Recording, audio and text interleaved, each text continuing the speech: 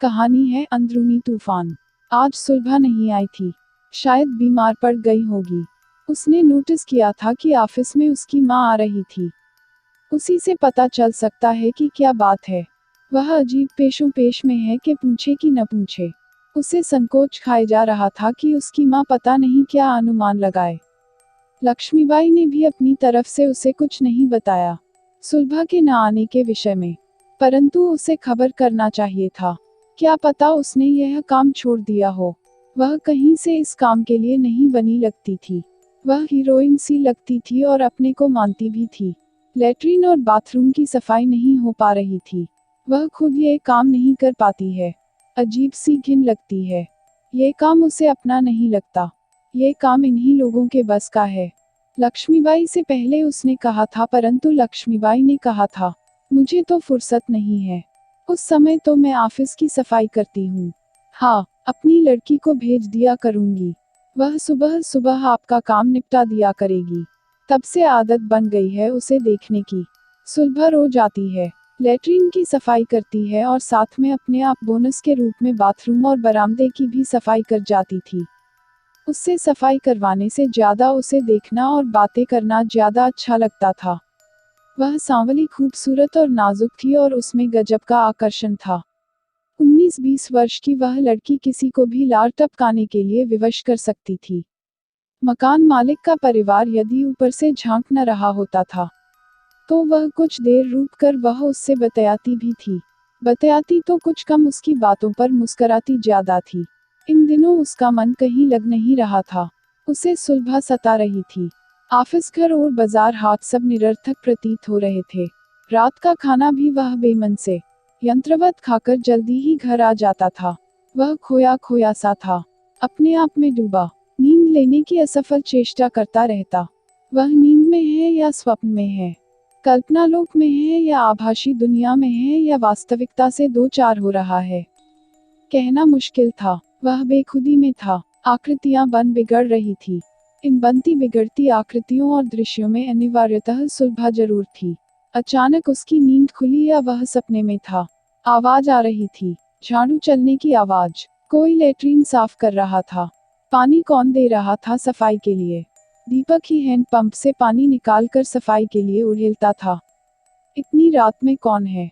अंधेरा जबरदस्त था। बिजली चली गई थी, परंतु वहां पर कुछ प्रकाश क्यों लग रहा था? सुलभा इस समय क्यों सफाई कर रही है? वह नींद के नशे में या सपने में यंत्रवत उधर ही चल देता है। अरे, सुलभा ही है। वह तेजी से झाड़ू चला रही है। गंदगी और पानी लैट्रीन के पार्ट पर फैला हुआ है, परंतु वह खत्म नहीं हो पा रहा है। वह उसे देख लेती है और उसकी तरफ गंदगी उछाल देती है। उसके चेहरे, मुंह और गर्दन पर गंदगी चिपट जाती है और पानी के छींटे सारे शरीर पर। वह पलटकर भागता है और वॉश बेसिन पर जाकर अपने आप को साफ करने लगता है, परंतु लाख प्रयत्नों के बाद भी वह अपनी गंदगी साफ नहीं कर पा रहा है। लाइट आ गई है, परंतु सुलभा नहीं दिखाई पड़ रही है। शीशे में अपना चेहरा देखता है। कहीं कोई गंदगी नहीं चिपटी है। उसका चेहरा वैसा का वैसा ही है, उनिंदा और अलसाया हुआ। परंतु अभी जो घटित हुआ, कांप उठा, वह पसीने में भीग उठा। डर उस पर हावी हो गया। वह वापस बेडरूम पर। फिर वह न लेट सका, न सो सका और न ही लाइट बंद कर सका। वह वास्तविक अवास्तविक के फेर में झूल रहा था। सुबह के 7 बजे हैं। सुलभा आ गई है। वह हैंड पंप से बाल्टी में पानी निकालकर लैट्रीन के पास बाथरूम तक ले जाता है और मग से पानी निकालकर डालता जाता है। वह सफाई कर रही है। सफाई करते समय वह अपनी चुन्नी एक तरफ संभाल कर रख देती है। सफाई करते उसके अंग प्रत्यंग हिल रहे हैं। उसके वक्ष घूमते रहते हैं। वह अंधेरे और उजाले की एक अश्लील चौखट पर खड़ा है। वह उन्हें छूता है, अनजान दिखकर फिर जानकर। 1-2 बार वह उपेक्षा करती है, परंतु बारंबारता पर तमक कर खड़ी हो जाती है। क्या है? क्यों छू रहे हो? ऐसे ही। वह खिसियाया, नहीं, ये ठीक नहीं है। मुझे बुरा लगता है। तमीज से पानी डालो। उसे उसका गुस्सा होना जायज लगता है। वह अपने आप को संयत कर लेता है। उस दिन वह फिर कोई हरकत नहीं करता है। अगले दिन फिर उसका ईमान डगमगा जाता है। वह आंखों के इशारे से मना करती है, रुक जाती है, खड़ी हो जाती है, फिर काम पे लग जाती है। परंतु दीपक कुछ ज्यादा ही खुल गया। वह फिर शुरू हो जाता है। सुलभा बिगड़ गई, बिफर गई। वह सब छोड़ छाड़ कर जाने लगती है। वह उसे मना लेता है, रोक लेता है। क्यों करते हो ये सब? आइंदा से किया तो माँ से कह दूंगी, फिर आऊंगी नहीं। ऐसा मत करना, मैं तुमसे प्यार करता हूँ, मुझसे रहा नहीं जाएगा। आप तो अच्छे घर के हैं, आपको ये सब शोभा देता है। प्यार वार क्या करोगे? तुम कुछ और ही करना चाहते हो। यही तो प्यार का इजहार है। जानम, मैं तुम्हारे लिए कुछ भी करने को तैयार हूँ। मुझे पसंद नहीं है ये सब, समझे? मैं ऐसी वैसी लड़की नहीं है। वो कोई और होगी, जो पैसे में बिकती होगी। मैं कब कहता है कि तुम ऐसी हो, मगर मैं क्या करूँ? तुम इतनी सुंदर हो कि तुमसे लिपट जाने को दिल करता है। वह मुस्कराई और चलते चलते बोली, जूते खाओगे? वह आती रही, मुस्कराती रही, बातें बनाती रही, काम करती रही। उसकी भी थोड़ी बहुत छेड़छाड़ चलती रही। सफाई के बाद वह उसे चाय, बिस्कुट, चॉकलेट और छोटे मोटे गिफ्ट देता रहा। थोड़ी ना नुका के बाद वह स्वीकारती रही। उसे लग रहा था कि वह उससे प्रभावित हो रही है या उसके प्रेम पर यकीन कर रही है। एक दिन बातों बातों में उसने एक ऐसा चारा फेंका जिससे कोई लड़की शायद ही फंसने से बच पाती हो। मुझसे शादी करोगी? उसे कोई आश्चर्य नहीं हुआ। ऐसा उससे आमिर और जयदेव कई बार कह चुके थे, परंतु वह उनके झांसे में कभी नहीं आई। बनिया, बक्काल मुझ मेहतर से शादी करेगा? क्यों नाते हो? सिर्फ अपना मतलब निकालना चाहते हो? वह झुंझला कर तमक कर बोली। कसम से अपने गले का कौवा पकड़कर आश्वस्त किया। मैं, दीपक गर्ग सीरियसली वादा करता है। अब की बार वह मुस्कुराई। जन्मों के झूठे हो, कस्में तो खाने वाले होते हैं झूठे। जाओ, बेवकूफ मत बनाओ, रास्ता छोड़ो, जाने दो, देर हो रही है। और वह चली गई। उसे लगा कोई उसके सीने पर बैठा है। सांस लेना भारी हो रहा है। डर की वजह से वह आँख खोलकर देखना भी नहीं चाहता है। अब उस पर सारा वजन डाल दिया गया है और उसने दीपक के गले में अपने हाथ चिपका दिए हैं और उनका दबाव बढ़ता जा रहा है। उसकी आंखें खुली तो देखा सुलभा उस पर सवार है। उसकी काली आंखें लाल सुर्ख हो रही थी और उसकी आंखें उस पर स्थिर हैं। भय की वजह से उसकी चीख निकली, परंतु आवाज मुंह से बाहर नहीं आ रही थी। जितना वह उससे छुटने की जी तोड़ कोशिश करता, उतना ही सुलभा की अंगुलियों का दबाव उसकी गर्दन पर बढ़ता जाता। उसे लगा उसकी मौत सन्निकट है। पहले उसकी आंखों के गोले बाहर निकलेंगे, फिर वह निकल जाएगा। अचानक उंगलियों का दबाव ढीला पड़ने लगा था और धीरे धीरे उसकी गर्दन आजाद हो गई। परंतु उसने अब उसके चेहरे को अपने दोनों हाथों से जकड़ लिया और उसके होंठों पर अपने होंठ रखते हुए अपने मुंह से उसके संपूर्ण चेहरे पर अपनी सत्ता स्थापित कर दी। दीपक का सारा चेहरा लहूलुहान हो गया। होंठों से खून रिस रिस कर चारों ओर फैलने लगा। खून चेहरा, गर्दन, सीना को भिगोता हुआ उसके सारे कपड़े गीले करता जा रहा था। खून की धारें निकल रही थी और खून रुकने का नाम नहीं ले रहा था। घबराहट में उसकी जान निकलने वाली थी। आखिरकार पसीने से तरबतर और बुरी तरह से हांफता हुआ वह अपने बिस्तर पर उठ बैठा। सुलभा नदारद थी और खून का सैलाब भी। खून की एक भी छींट नजर नहीं आ रही थी। उसने दौड़कर अपना चेहरा शीशे में देखा। उसका वजूद सही सलामत था, परंतु उसे ऐसा लगा उसका सारा खून निचुड़ चुका है। आज सुबह सुबह ही मकान मालिक और उनका परिवार बाहर चले गए थे अपने एक रिश्तेदार के यहाँ शादी में भाग लेने। पूरा घर खाली पड़ा था। दीपक आज बेसब्री से उसका इंतजार कर रहा था। वह कुछ आज अतिरिक्त सुंदर लग रही थी। उसने जीन्स और टॉप पहन रखी थी। इस ड्रेस में उसके उभार और कटऑफ स्पष्ट एवं खुलकर नजर आ रहे थे। एक निश्चित संयम को डोर से बंधे दीपक ने अपना आपा खो दिया। कामुकता में बर्बरता प्रवेश कर चुकी थी और उसने उसे रगड़ना और मसलना शुरू कर दिया। उसने लगभग दीपक को धकेलते हुए अपने आप को उससे अलग किया और बाथरूम से बाहर निकल आई। उसके कई अंग प्रत्यंग कल्ला उठे।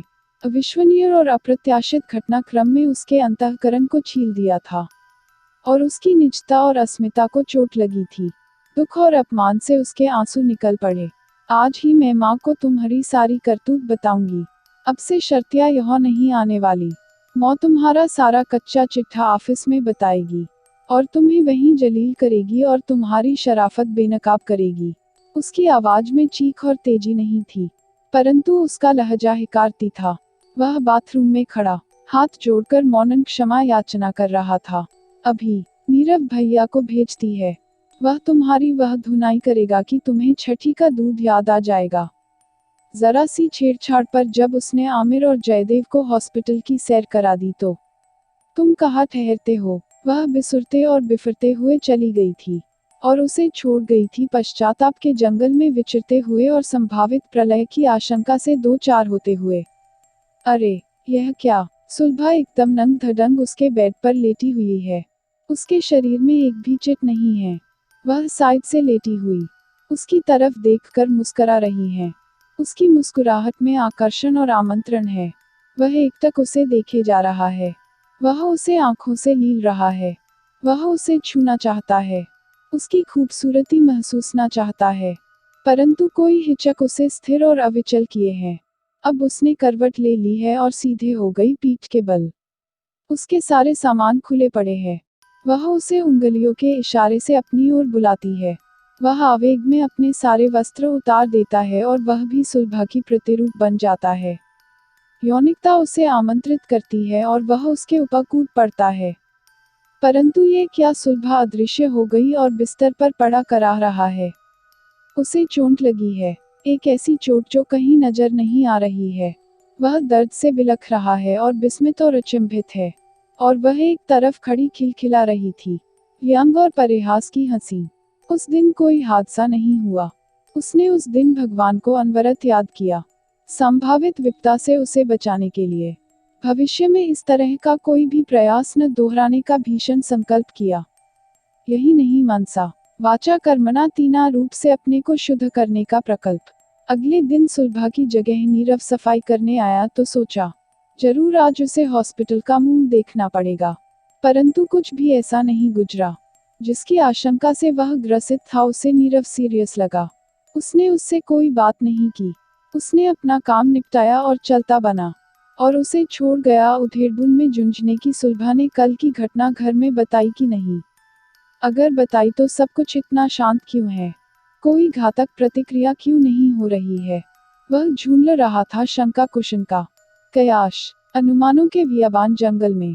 पूरा हफ्ता गुजर गया, न वह आई न कोई बवाल आया। वह शंकाओं के साथ रिलैक्स हो रहा था।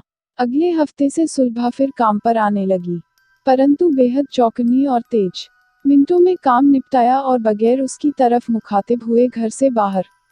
दीपक कुछ पूछना चाहता था, परंतु उसने सन्नाटे की एक ऐसी दीवार खड़ी कर रखी थी कि जिसे लांघने की हिम्मत उसमें अब नहीं बची थी। उस अघटित को घटित हुए 1 माह से ऊपर हो गया था। स्थिति तनावपूर्ण पर नियंत्रण में थी। दोनों सहज और सामान्य दिखने की कोशिश में थे, परंतु मौनता प्रखर थी। दोनों एक दूसरे को तौल एवं परख रहे थे। सिर्फ पहल कौन करे, यह प्रश्न लटका पड़ा था। आखिर में सुलभा ही टूटी। अजीब कंजूस बनिए से पाला पड़ा है। एक गिलास पानी की भी उम्मीद नहीं है। वह भून भुनाए बगैर उसकी तरफ देखे फिक्रा कसा। वह कमरे में दौड़ा और कुछ खाने को और पानी लेकर हाजिर हो गया। प्रसन्नता दीपक के चेहरे पर टपक रही थी। दोनों ने एक दूसरे की तरफ देखा और मुस्कुरा पड़े और फिर हंसने लगे और देर तक हंसते ही रहे।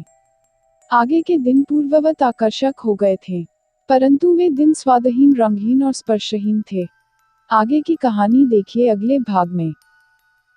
अगर आपको कहानी पसंद आए तो लाइक और शेयर कीजिए और चैनल को सब्सक्राइब करना मत भूलिए।